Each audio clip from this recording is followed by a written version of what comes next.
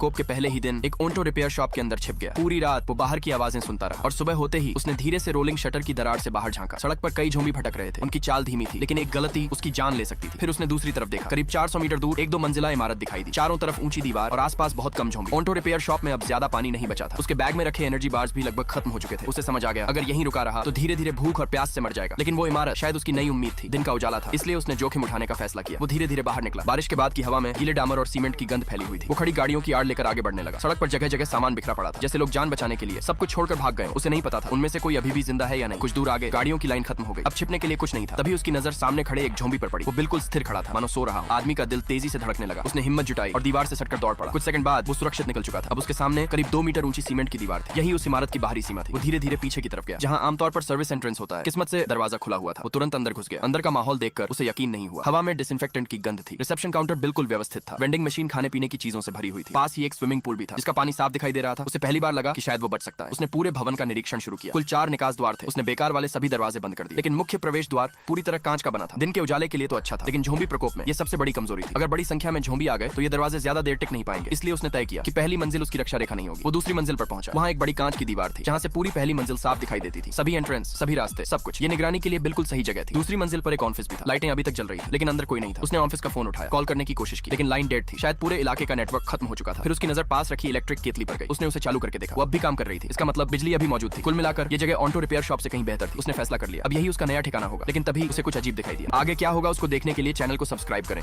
एक आदमी झोंबी प्रकोप के पहले ही दिन एक